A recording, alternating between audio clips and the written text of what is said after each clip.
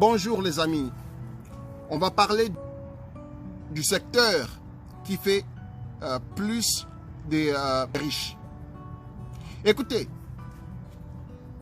je me suis posé la question, dans quel domaine on peut être sûr pour devenir riche? Si j'investis dans un compte tel à intérêt, est-ce que je deviendrai riche? Si j'investis le même montant d'argent en immobilier, est-ce que je deviendrai riche? Si j'investis le même argent en bourse, je deviendrai riche? Si j'investis cet argent en achetant une entreprise, je vais devenir riche, etc., etc. Je me suis rendu compte qu'il y avait une sorte de boom technologique. Je me suis posé la question, est-ce qu'il faut créer une application? Il faut faire ceci, il faut faire cela pour devenir riche. En fait, j'ai regardé le nombre de publicités, toutes les publicités que vous voyez, je les vois également. J'ai vu toutes ces vidéos où on vous dit, voilà, Amazon FBA, faites ceci, il y a plein de riches qui le sont devenus, et vous allez le devenir également. J'ai vu ça. J'ai vu des vidéos où on vous dit, voilà, lancez-vous à YouTube. J'ai vu ça. Mais tout ça, rappelez-vous, ce sont des formations payantes. Connaissez-vous une personne qui partagerait ses secrets? Si c'était aussi payant, c'est-à-dire qu'ils savent. En fait, parce que les stratégies sont tellement personnelles, ce n'est pas comme des stratégies que vous voyez sur YouTube, on partage, tout le monde donne ses astuces, tout ça. Ce n'est pas de ce genre de stratégies. C'est des stratégies bien plus spécifiques pour devenir riche. Et là, quelqu'un te dit que je vais te le donner. Je te fais tellement l'argent dedans que je vais te le donner. Mais non, en fait, l'argent, ils ne les font pas avec ça. L'argent, ils le font avec la formation que tu vas acheter. C'est ça où ils font vraiment l'argent avec. Ce n'est pas vraiment en soi les produits. Parce que si les produits produisaient plus, ils ne perdraient pas leur temps à te vendre une formation que tu vas acheter vraiment à 24 $, 50 $, 100 $, 200 $. Alors que, comme ils le disent, ils gagnent tellement des millions avec ça. C'est là qu'on commence à comprendre que statistiquement, même si tout ce qui arrive, il y a un domaine où il est certain que ça produit des riches.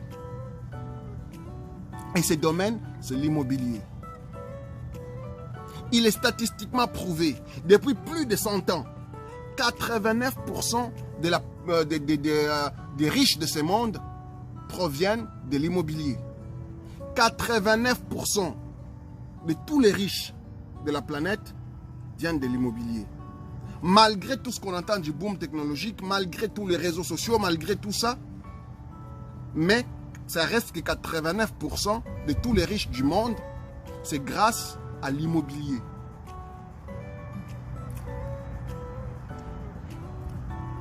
Donc, inutile de vous dire que l'immobilier, c'est le secteur le plus stable. J'aime donner cet exemple. Quand vous allez dans une banque, vous demandez à la banque, prêtez-moi 200 000 $ ou 300 000 $ ou 500 000 $ ou 1 million pour acheter dans l'immobilier, pour investir dans l'immobilier. Les conditions sont connues, on va vous les donner.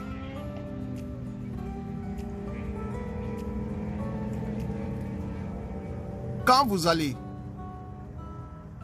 à la même banque, vous demandez à la banque, prêtez-moi non pas 1 million de $, non pas 200 000 $, non pas 100 000 $, non pas 50 000 $, mais bien 25 000 $. Et que vous allez investir en bourse. La même banque ne va pas vous le donner. Encore plus frappant, vous allez à la même banque. Vous dites à la banque, donnez-moi non pas 1 million de $, non pas 500 000 $, non pas 200 000 $, non pas 100 000 $, même pas 50 000 $, mais 25 000 $. Et ce que je vais faire, c'est quoi? Je vais acheter vos propres actions. Parce que chaque banque est en bourse. Chaque banque vend ses actions. Maintenant, vous nous dites, je vais acheter vos propres actions. la banque ne va pas vous le donner. Pourquoi? La banque ne fait même pas confiance à son propre secteur. La banque ne se fait même pas confiance à elle-même. Alors que l'argent et la banque, c'est une question de confiance. Le secteur est une question de confiance. Mais la banque ne se fait même pas assez confiance pour te prêter, gager sur elle-même.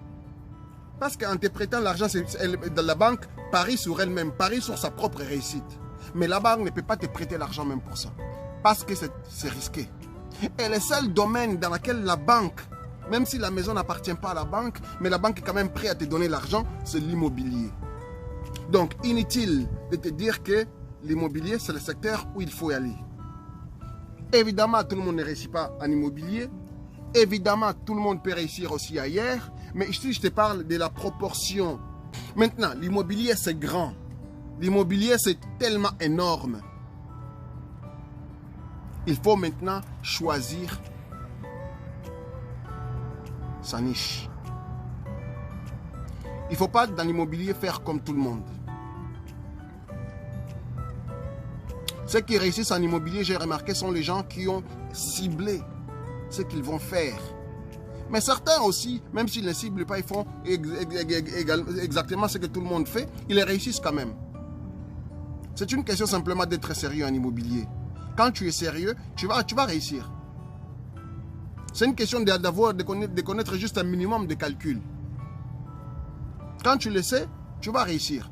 Depuis plus de 100 ans, c'est le seul domaine qui produit près de 90% des riches de ce monde. 89%, je répète, depuis plus de 100 ans, ça ne change pas. Bien sûr, il y a dans les affaires, création d'entreprises, tout ça, qui produit également des riches. Ça arrive à peu près en deuxième position.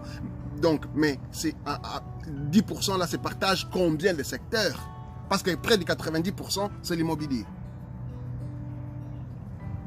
Il y a l'immobilier commercial, l'immobilier donc agricole, l'immobilier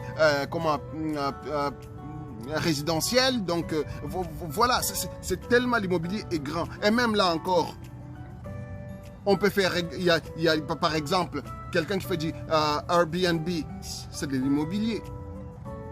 Quelqu'un qui est dans les terrains, c'est de l'immobilier. Quelqu'un qui est dans l'appartement locatif, c'est de l'immobilier. Logement locatif, c'est l'immobilier. Hôtel, tout ça, machin, c'est l'immobilier.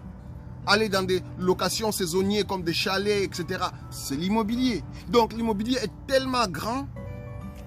Il y a même la maintenance des lieux, c'est de l'immobilier. C'est vraiment, ce n'est pas que quelqu'un n'est pas obligé d'avoir un marteau pour être dans l'immobilier. Quelqu'un n'a pas besoin d'avoir ses bottes et sa casque pour être dans l'immobilier. L'immobilier, c'est tellement vaste.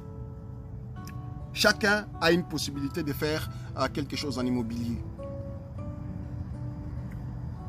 Et ça ne demande pas... J'ai remarqué aussi, c'est le seul secteur que tout le monde peut commencer avec rien ou presque rien.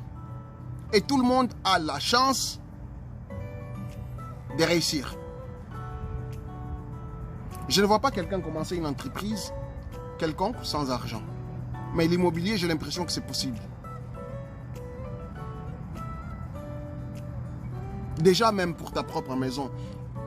Dès que tu as un bon crédit, tu as un minimum d'argent, tu vas avoir ta propre maison. Mais déjà, tu peux même avoir un duplex ou un triplex. Déjà au départ, avec un minimum d'investissement. Avec cet investissement que tu vas donner pour avoir un duplex ou triplex, avec un bon crédit, tu ne peux pas, c'est même montant-là, tu ne peux pas vraiment créer une entreprise. Tu peux commencer un petit quelque chose vraiment de rien, mais une entreprise à proprement dit de la même valeur de plusieurs centaines de milliers de dollars directement en ton nom, c'est impossible. Tu ne vas pas le faire.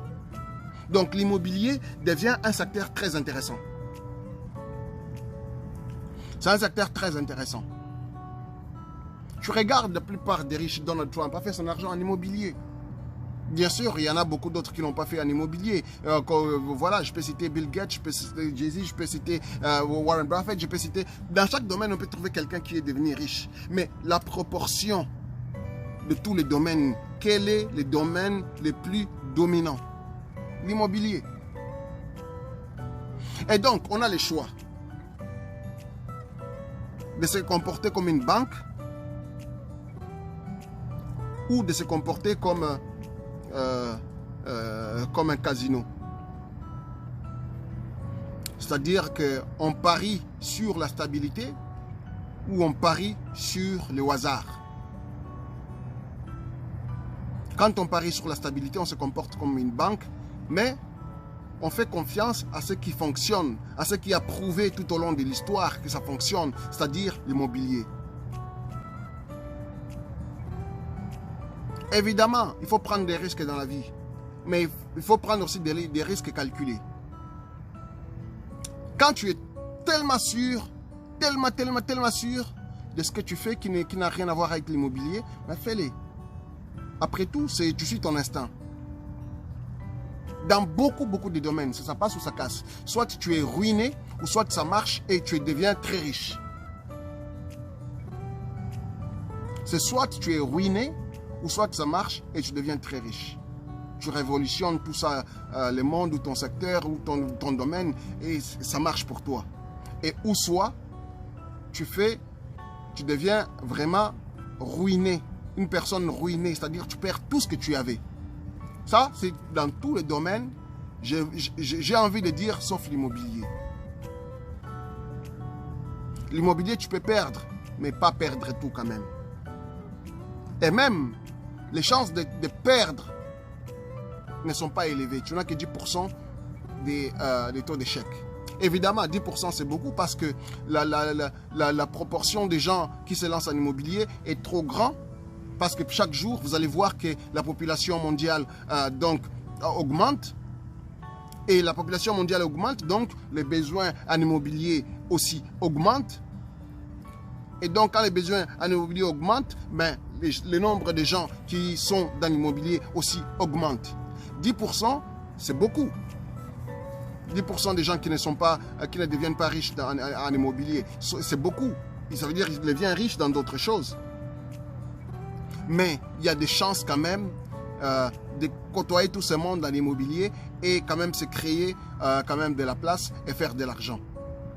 Il y a des risques effectivement d'être ruiné aussi en immobilier, mais ils ne sont pas élevés, sont presque insignifiants par rapport à d'autres domaines. Parce que la seule chose qui ne perd jamais de valeur, quelles que soient les circonstances, c'est bien l'immobilier. Parce que les terrains, on n'en fabrique pas d'autres. Les terrains sont ce qu'ils sont. Mais de plus en plus, vous avancez, chaque année, l'immobilier, ça prend de la valeur. Peu importe les circonstances, ça prend de la valeur. Et ça c'est de façon générale. Hein. Et ça, c'est parce que justement, on ne fabrique pas d'autres terrains. Une maison par rapport au terrain, en fait, en réalité, c'est le terrain qui prend de la valeur, ce n'est pas la maison. Parce que la maison, on peut la détruire et construire une autre sur le même terrain. Mais un terrain, on ne va pas le détruire. Et si on le détruit, on ne peut pas construire quelque chose d'autre là-dessus. C'est probablement pour des raisons beaucoup plus graves qu'on peut détruire un terrain et qu'il ne soit plus vraiment utilisé. Et donc, pour dire que l'immobilier, ça ne risque pas de changer. En tout cas, d'ici 100 ans ou 200 ans, je ne vois pas comment l'immobilier, ça peut changer pour que justement ça ne puisse pas marcher. Évidemment, tout le monde n'est pas né pour faire l'immobilier, donc ça entre dans la catégorie de ces 10% de ceux qui ne réussissent pas en immobilier. Mais je pense que n'importe qui comprendrait juste les bas. Parce que l'immobilier aussi, le problème, c'est qu'il ne faut pas se lancer dans n'importe quoi. Il faut vraiment connaître là où tu vas te lancer, aller avec tes forces. Moi, je sais que par exemple, Airbnb, c'est un secteur où on peut faire beaucoup d'argent, vraiment beaucoup d'argent. Mais moi, ce n'est pas ma force. Moi, je ne vais pas là-bas parce que ce n'est pas ma force. Je ne suis pas quelqu'un qui va se réveiller, aller à l'adresse chaque jour pour aller donner la clé à quelqu'un d'autre, à les remplacer. Pour faire ce genre de gestion, je ne le ferai pas. L'immobilier locatif non plus, je ne vais pas entrer trop dedans parce que je ne suis pas quelqu'un qui est prêt à aller se réveiller 3 h du matin, répondre au téléphone de mes locataires. Il faut choisir sa niche. Moi, je pense avoir trouvé ma niche. Bien sûr, ça ne veut pas dire que je ne peux pas avoir quelques investissements en immobilier locatif. Je ne peux pas avoir quelques investissements en immobilier en location de courte durée comme Airbnb, je pourrais en avoir, mais je ne pourrais jamais faire de ça mon activité principale ou ma niche principale, parce que j'ai compris que ce n'est pas mon domaine. Parce que l'immobilier, on peut le faire de cette façon, on peut faire des achats et ventes, on peut faire également de l'achat conservation pour pouvoir gagner un peu plus, c'est-à-dire qu'on gagne la liquidité, en même temps il y a cette accumulation des richesses qui suivent. Mais le problème, c'est qu'il y a tellement de niches en immobilier que l'idée, c'est vraiment de savoir dans quel tu veux. Parce qu'il ne faut pas que ça devienne comme du travail. Tu ne quittes pas ton travail pour commencer à faire du travail encore une fois. Il faut que tu concilies un peu avec le plaisir. Il faut que tu trouves un certain plaisir à faire ça quand tu lances quelque chose, quand tu te lances en affaire ou quelque chose. Il faut qu'il y ait un certain plaisir. Moi, j'ai un plaisir avec dans le secteur où je me lance de l'immobilier. J'ai un plaisir avec ça. Et ce plaisir, c'est ça qui, je pense, qui va me maintenir, me motiver à faire ça à long terme.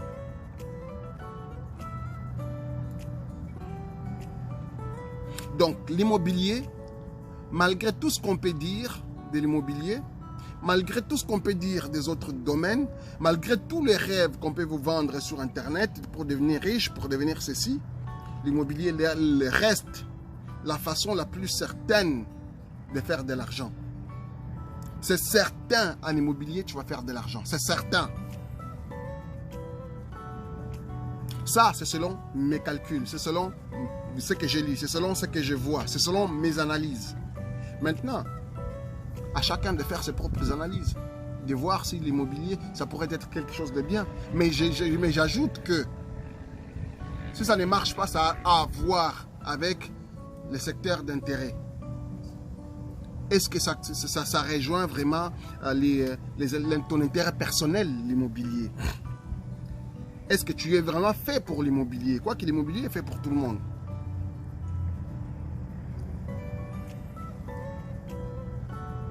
Et donc, c'est vraiment ce que je voulais partager. Parce qu'on a beau entendre les discours matin, midi, soir, les idées de faire ceci, les idées de faire cela. Mais en réalité, il y a un secteur qui est certain de faire de l'argent. En réalité, il y a un secteur où ça ne demande pas beaucoup d'argent au départ pour pouvoir justement commencer déjà quelque chose avec un grand capital. La banque est prête à te donner directement 200, 300, 400, 500 000 $, 600 000 $, 1 million de $, directement. Je ne connais pas d'autres secteurs où on ne va pas te demander des business plans très longs, on va te demander de ceci, de cela, compliqué, et au finish, tu vas cogner 20, 30 banques peut-être et qu'on ne te donne pas. Je ne connais pas d'autres secteurs comme ça. Ça existe. Ça existe probablement. Mais proportionnellement avec l'immobilier, qu'est-ce que ça représente? Donc, cette vidéo n'a pas pour but de te dire que voilà, ne fais pas d'autre chose, lance-toi uniquement en immobilier, mais c'est pour souligner que tous ces rêves qu'on vend sur Internet, ce sont des risques. Bien sûr, prendre des risques en affaires, pas seulement en affaires, mais prendre des risques dans la vie, je pense que ça doit être la norme. Parce que quand on ne prend pas des risques, ben, d'après moi, on est coincé. Mais les risques, on peut prendre quand même, on peut calculer nos risques. On ne peut pas prendre n'importe quel risque parce que c'est ça la vie. Et les risques de quelqu'un qui a travaillé tellement dur pour avoir son 20 000 $ exemple, et que tu arrives, tu lui dis, mets ça en bourse, c'est presque injuste. Tu lui dis, achète, lance-toi dans telle chose. Bien sûr, moi-même, je suis un exemple parfait. Je me suis lancé dans beaucoup d'entreprises, dans beaucoup de domaines. J'ai appris de mes erreurs. Dans des domaines où j'ai pensé avoir des connaissances. Dans les domaines où j'avais également des connaissances. Dans les domaines où également j'en avais pas de connaissances. Je me suis lancé plusieurs fois. J'ai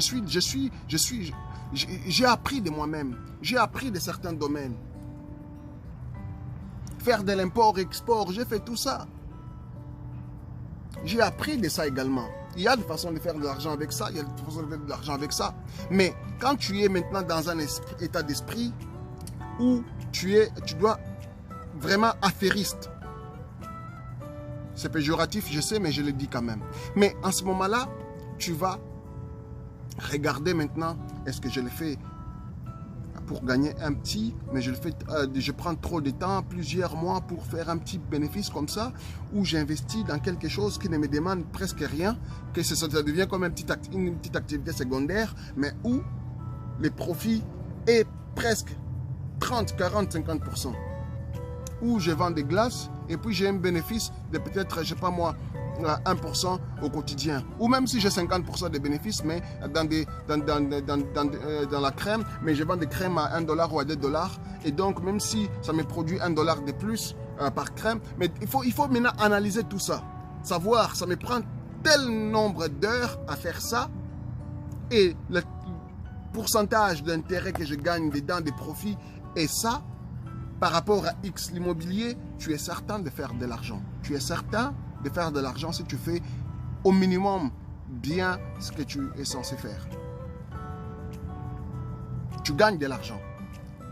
Et donc, je me répète, je sais, l'immobilier reste un domaine où justement chacun a la chance de devenir riche. Tout le monde n'est pas né pour gagner au loto.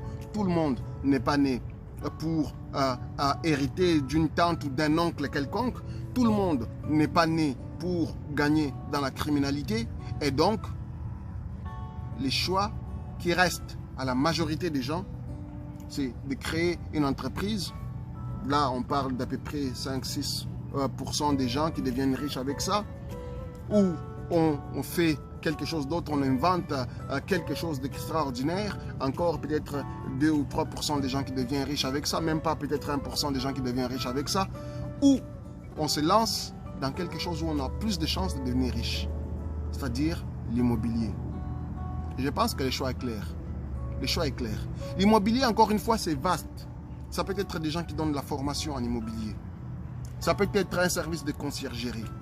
Ça peut être un service d'entretien.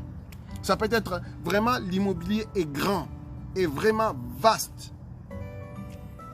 Et vaste. Ça peut être la création des applications destinées à la gestion de l'immobilier.